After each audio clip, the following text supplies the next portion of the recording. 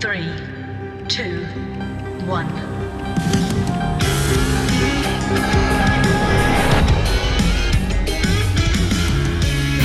February, welcome. February's theme is identify. And the first thing we want to identify is what's out there. And I'm not just talking about astronomy or zoology or virology or that out there is just some sort of an illusion or the matrix concept or the philosophy of Descartes. I want to get to the nitty gritty of life. I'm talking about how what's out there is actually what's in here, in our minds.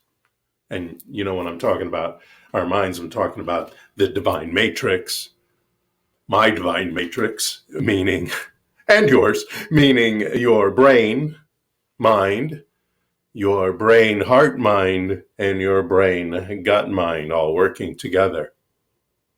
There are infinite possibilities available in the universe, right? We say this all the time, but what you do with them in mind becomes what's out there. In 1819, 3,000 miles off the coast of Chile, in one of the most remote regions of the Pacific Ocean, 20 American sailors watched their ship, the Essex, flood with seawater. And they'd been struck by a sperm whale, is what happened, and it ripped a catastrophic hole in the ship's hull. And as they began to sink beneath the swells of the ocean, the men huddled together in 3 small whale boats and took off. And remember, they were 10,000 miles from their home and more than 1,200 miles from the nearest scrap of land somewhere. And these men, they only carried rudimentary navigational equipment. This was, like I said, in the 1800s, so we didn't have any electronic stuff, and a very limited number of food and water supplies. Now, after 24 hours out there, they decided they needed to make a plan. Now, they'd heard a lot of frightening rumors about this part of the ocean, and they'd been told that the islands nearby this area they were in were populated by cannibals. And so because of those rumors, their minds, these men were picturing themselves coming ashore only to be eaten for dinner. Now, it was possible they could go to Hawaii, but the captain feared that the severe storms that were prevalent during this time of the year, during the season, would get to them. And the last option they had was the longest and the most difficult. And that was to sail a good 1,500 miles due south in hopes of reaching a certain band of winds that could then push them toward the coast of South America. But they knew that the sheer length of this journey would stretch their supplies of food and water. So this is what they had. This is the choices they felt they had: to be eaten by cannibals, or be battered by storms, or to starve to death before ever reaching land. Think of the stories that went through their mind when they thought those were their only 3 choices.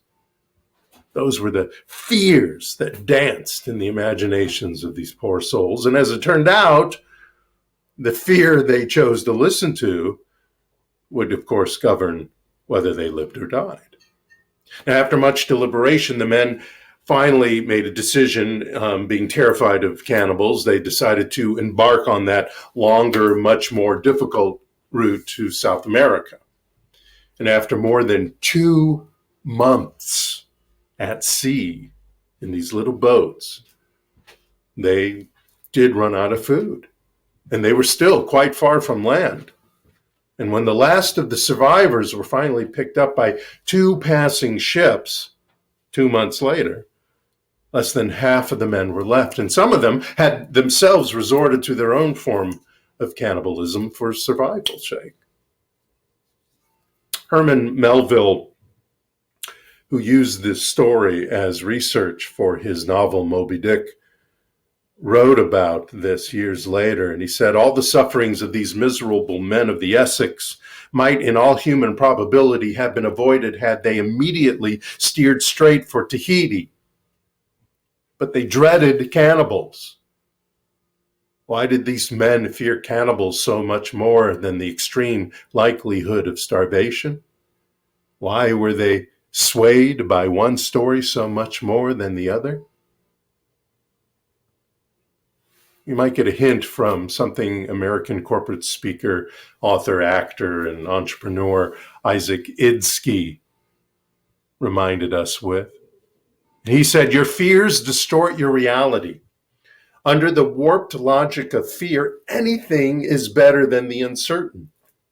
Fear fills the void at all costs, passing off what you dread for what you know, offering up the worst in place of the ambiguous, substituting assumption for reason. Psychologists have a great term for it: awfulizing. Awfulizing. You know, it's awful to feel fear, where truth and fact get turned on its head, where the unknown gets replaced by the awful, and your brain and mind sometimes freeze. Does that ever happen to you? When you're in a state of fear, your mind just freezes. Everything freezes. Your body freezes. It's happened to me. You get drowned in critical thought with disruptive kind of emotions going through you, and your future, no matter how big or small the fear, your future seems bleak, even for a few seconds or a few minutes. And as we teach in this philosophy, if you continue with that, you will be allowing your future to become bleak. Fear, as they say in the famous acronym, is false evidence appearing real. Or you could say false expectations appearing real, or failure expected and received. Bob Proctor, the self-improvement giant who passed away recently after almost 90 years of life and probably 60 or more years of helping people step up to their greatest potential. Bob Proctor said, fear is a product of your mind. It's a mental process that is causing worry and doubt to arise within you. And since it's a mental process, you can use your mind to stop it and live a more satisfying life. Now, in neuroscience, fear shows up in the amygdala. The cortisol levels start increasing, the heart rate and blood pressure accelerate, and you've all experienced it in one way or another, big or small. And today I'm not going to get into the phobias or the theory of genetic predispositions to certain fears or the fake alarm versus a true threat to your life kind of fears. Like I said, we're going to get to the nitty-gritty here. See, your fears are your critics and your villains, real or imagined. They are your excuses, your rationalizations, your shortcuts, and justifications. They're your surrender to the negative or the pains from your past, your acceptance of others' opinions. Oh my gosh. That is a big fear for so many of us, the acceptance of others' opinions.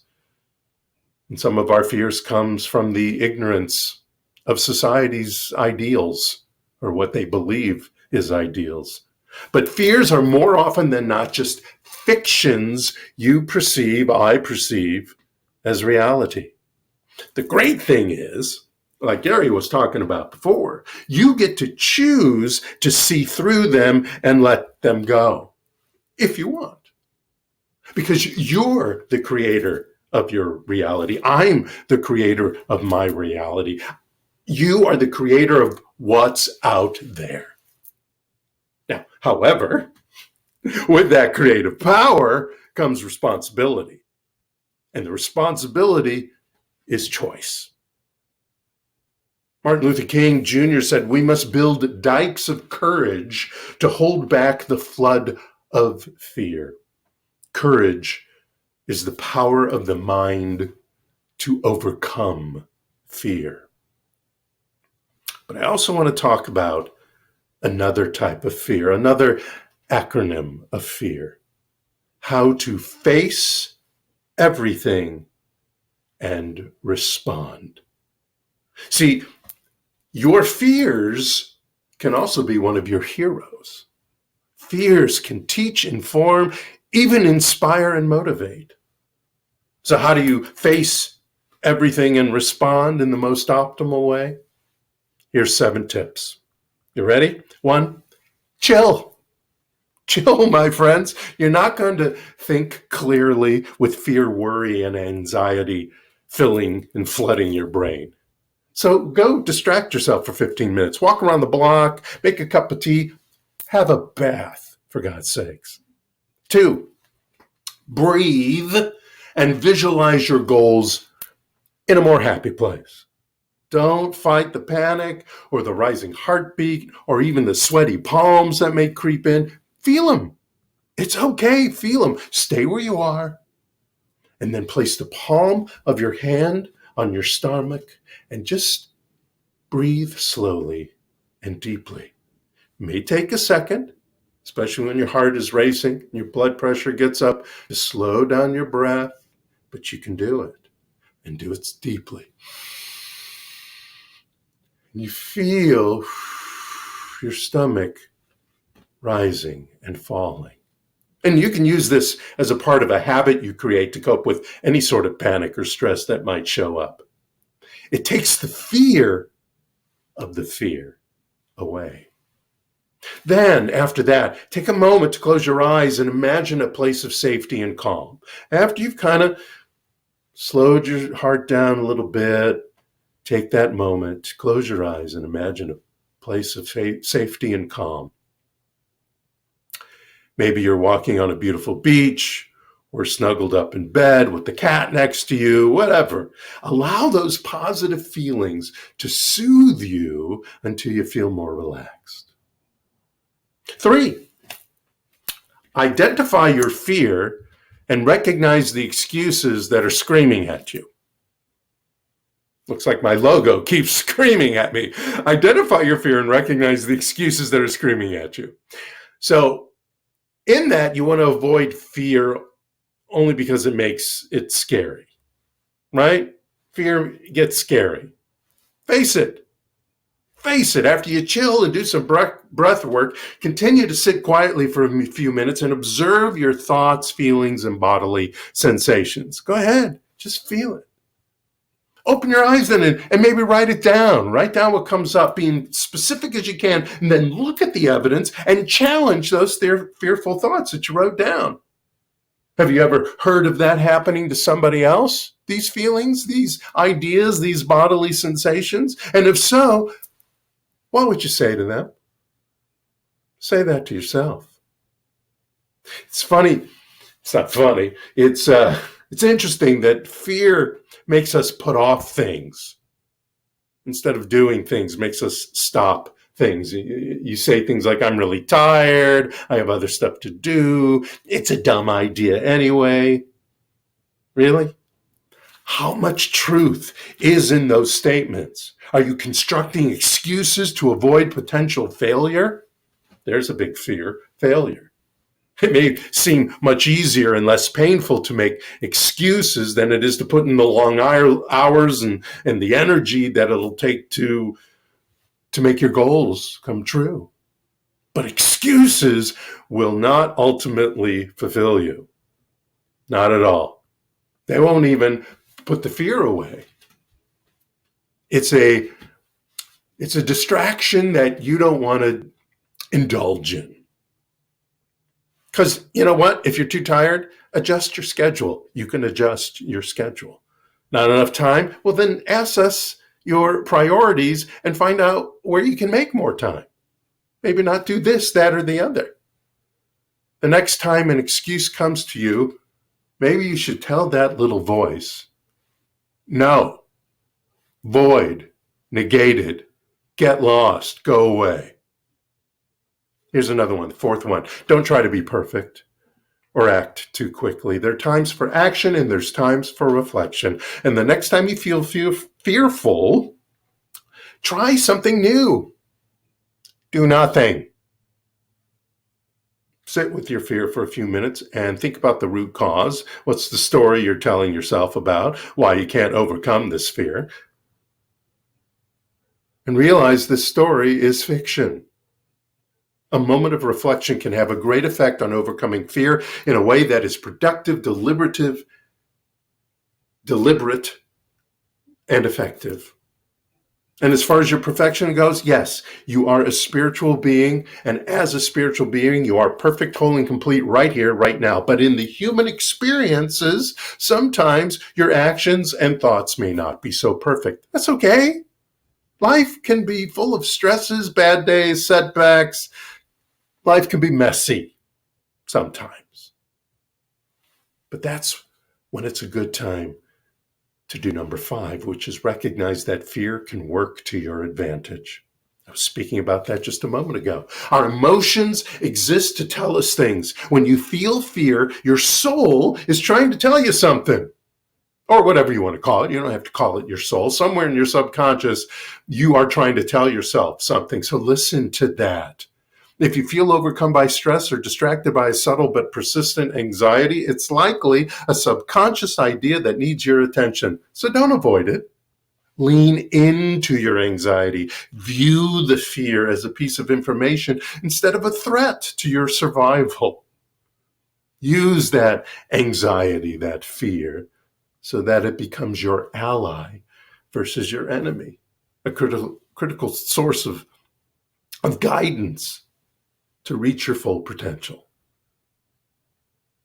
6, of course, talk about it. If you need to, talk about it. But I want to warn you.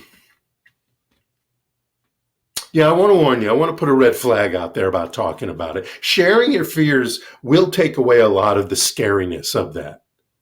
Speaking that, you start realizing, wait a minute, that's not so bad. That's something I'm making up.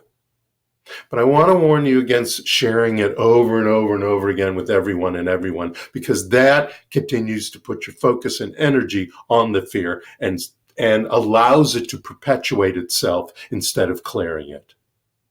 And if you find yourself doing that and can't stop doing that, call the office. Call the office and make an appointment with one of our ministers, practitioners, so we can counsel you, so we can know the truth for you and get you back on that right path, that nice, good path, constructive path. Finally, number 7, know it's okay if you fail. You got to know it's okay if you fail. The number one fear people have when it comes to accomplishing their goals is the failure to do so. Accept right now, from the onset, that failure is a valuable learning process and it's part of success. Then you'll be less afraid of it. Everyone fails. Successful business owners, world leaders, prominent chefs, artists, scientists. I've read you stories about that. I've told you bios about people that have failed. Remember the Abraham Lincoln one. Failure after failure. Became one of the greatest presidents we've ever had. Society tries to shy us away from talking about failure. And that creates a false impression that to be truly successful, you must never fail. And frankly, my friends, that's bullshit. There's this story about a reporter interviewing Thomas Edison about the light bulb. And he asked Mr. Edison, how did it feel to fail 1,000 times? And Edison replied, I didn't fail 1,000 times. The light bulb was an invention with 1,000 steps. Great success is built on failure, frustration, and even catastrophe sometimes. Failure. It may show up, and it's okay. It's what you do with it.